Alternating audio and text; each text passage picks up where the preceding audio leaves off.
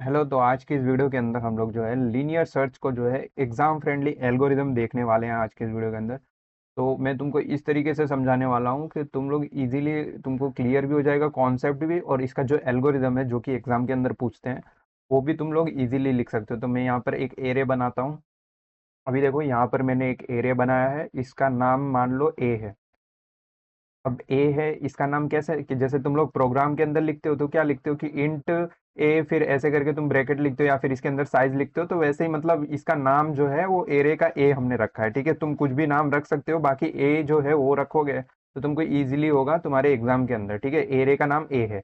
अब देखो इसके अंदर साइज की बात करते हैं, तो इसकी साइज क्या है, तो यहाँ पर मैं लिखता हूँ कि 2 4 8। तो इसकी साइज क्या है, 8 है। तो इसकी साइज के लिए हम लोग लेते हैं एन।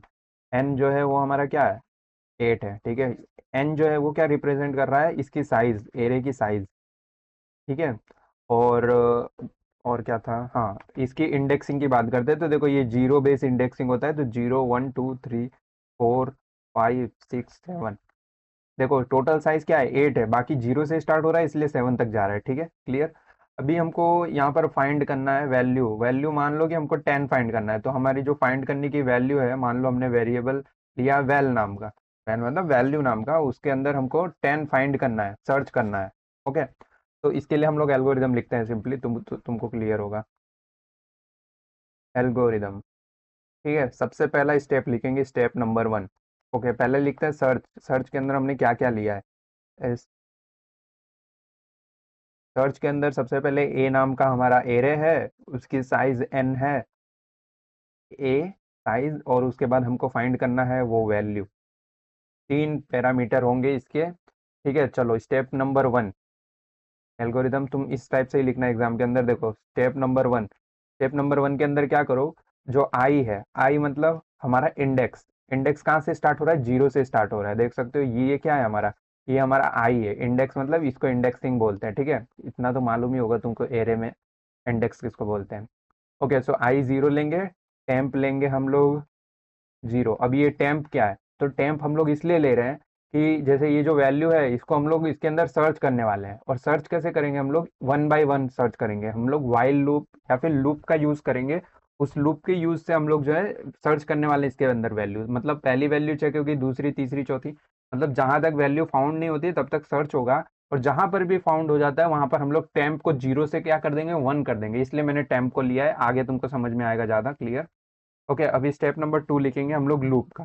तो स्टेप नंबर 2 लिखते हैं। स्टेप नंबर 2 रिपीट करेंगे हम लोग, रिपीट वाइल लूप लेते हैं यहाँ पर। वाइल क्या करेंगे, सबसे पहले कि कंडीशन हमेशा ट्रू हो। ट्रू हो मतलब कि वाइल लूप के अंदर जाए। ठीक है, इसलिए हम लोग लिख रहे हैं। तो वाइल लेंगे, आई जो है हमेशा क्या होता है, लेस देन होता है एन से। इसका मतलब समझो, देखो यहाँ पर आई हमने क्या लिया है, जीरो लिया है, और एन हमारा क्या है, 8। तो जीरो जो है 8 से लेस देन ही होता है। ओके, इतना क्लियर है। तो देखो इसलिए हमने यहाँ पे लिखा है। ठीक है,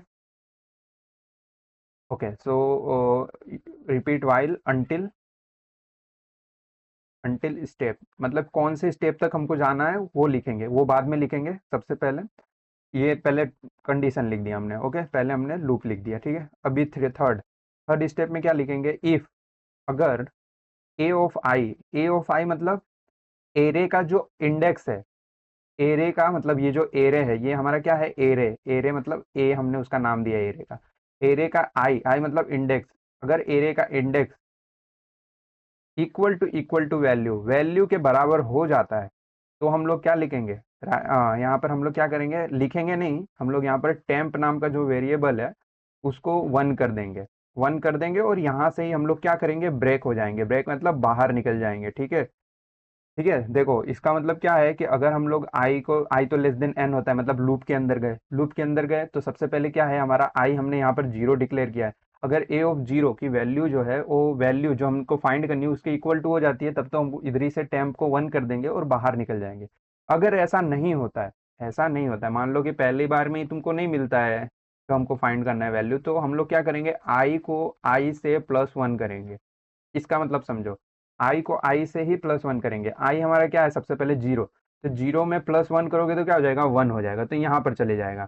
फिर 1 करोगे प्लस, तो 1 + 1 क्या हो जाएगा 2, फिर 2 + 1 करोगे 3, 3 + 1 करोगे 4, मतलब कि ये क्या होगा, आई जो है हमारा आगे बढ़ते जाएगा, इसलिए हमने आई में आई को +1 किया है, ठीक है। अगर नहीं मिलता है, मान लो सबसे पहले नहीं मिला, तो फिर 1 पे जाएगा, 1 पे नहीं मिलेगा 2 पे, 2 पे नहीं मिलेगा 3 पे, ऐसे जाएगा, ठीक है। तो हम लोग यहाँ पर लिखेंगे कहाँ तक जाएगा ये हमारा step, step number 2 fourth step तक जाएगा, ओके।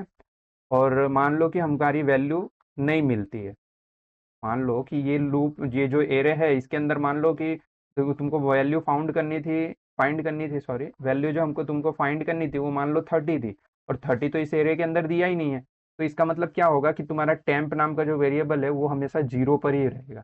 तो यहाँ पर मैं लिख देता हूँ, इफ टेम्प इक्वल टू 0, मतलब टेम्प की वैल्यू 0 है, तो लिख दो राइट, राइट कर दो, वैल्यू इज नॉट फाउंड, तुम लोग पूरा लिखना, ठीक है, वैल्यू इज नॉट फाउंड, या फिर नॉट फाउंड, मतलब कि वैल्यू मिली ही नहीं ना, मतलब इसका समझो, सबसे पहले एरे स्टार्ट हुआ आई से, आई लेस देन एन, 0 से हमने स्टार्ट किया है आई को, तो वो तो हमेशा ट्रू होगा, ट्रू होगा, इसीलिए हमने ये कंडीशन लिखा है।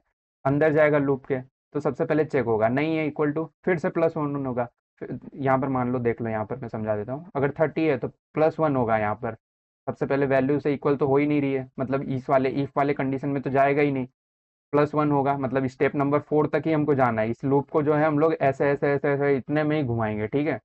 इतना क्लियर है तुमको, देखो एकदम इजीली तुमको समझा रहा हूँ कि क्लियर हो तुम्हारा कॉन्सेप्ट।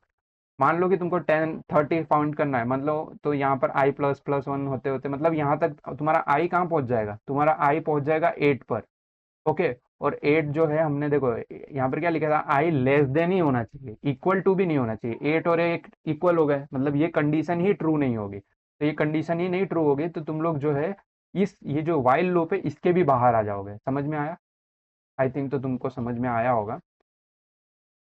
चलो अभी बात करते हैं, जो है हमको सर्च करना है 10, तो 10 तो है इस एरिया के अंदर, अगर वैल्यू मिल गई तो टेम्प क्या हो जाएगा, यहाँ पर 1 हो जाएगा, ठीक है। मैंने यहाँ पर क्या लिखा है लूप के अंदर, टेम्प 1 हो जाएगा, टेम्प 1 हो जाएगा, तो यहाँ पे लिखेंगे अगर 0 नहीं है तो क्या होगा, 1 होगा, तो 1 होगा तो लिखेंगे, राइट कर देंगे कि वैल्यू इज फाउंड, तुम लोग पूरा लिखना कि वैल्यू इज फाउंड, और स्टेप नंबर 6 में लिख दो स्टॉप, स्टेप नंबर 6 स्टॉप। तो ये तुम्हारा एकदम एग्जाम फ्रेंडली और एकदम इजी जो है तुम्हारा एल्गोरिथम। यहाँ पर एरो का मतलब है इक्वल टू, ठीक है, एरो लिखोगे तो ज़्यादा अच्छा रहेगा, और यहाँ पर राइट मतलब बिल्कुल इस टाइप से ही लिखना है तुमको, step number 1 2 3 4 5 6, okay, total 6 step है।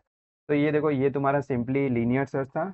अभी इसके बाद वाली वीडियो में बाइनरी सर्च देखेंगे, बट उससे पहले नेक्स्ट वीडियो के अंदर लीनियर सर्च का एकदम इसी एल्गोरिथम के ऊपर से प्रोग्राम इम्प्लीमेंट देखेंगे, जो कि तुम लोग एग्जाम के अंदर लिख सको उस टाइप का, ओके। तो बाय बाय।